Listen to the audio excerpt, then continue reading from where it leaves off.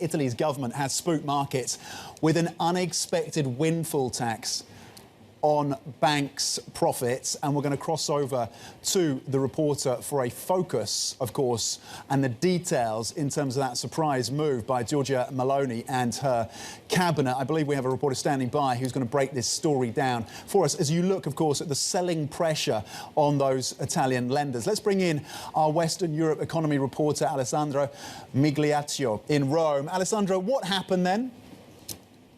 What happened? A big surprise. This was really unexpected. There had been some noise in the government about doing something like this, but it was not in any of the drafts we'd seen, not in any of the drafts any of the, senior government reporters had seen, even the ones close to the government. So it seems to be some kind of coup, if you can't put it that way, from the populist part of Meloni's government. Deputy Minister Salvini, who's a leader of the League Party, he announced the move. It was not the finance minister, Giorgetti, and neither did the finance minister actually go to the press conference late last night.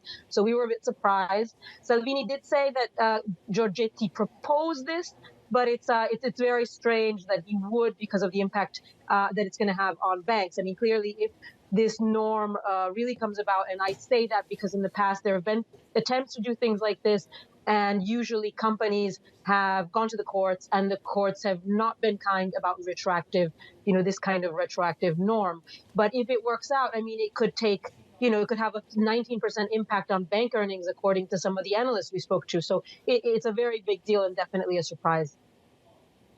A 19% impact potentially on bank earnings. That is, as you say, of course, significant. Why were investors taken by surprise around this policy, given the populist nature of this government? I think because part of the government, I mean, there's two things. One, the government has so far been pretty reasonable. They've been very careful not to upset markets. And indeed, things like spreads, which is a big indication of how the government is doing from an economic point of view, have been very low compared to the past. And the other thing is because the minister, Giancarlo Giorgetti, and also his party are very friendly towards the companies. There's that part of the right wing which is capitalistic and company friendly. So they were hoping they would, sort of take charge of the economic stuff. Something has happened inside the government. We're looking into it. It's pretty clear that, at least in this case, Salvini got what he wanted. He's been tweeting it on social media, all along. And he said that this will give the government an extra $2 billion in income. So he's really making it a political move for his electorate. So we'll have to see, however, if it actually, really happens and how much of it is really, really going to impact the banks.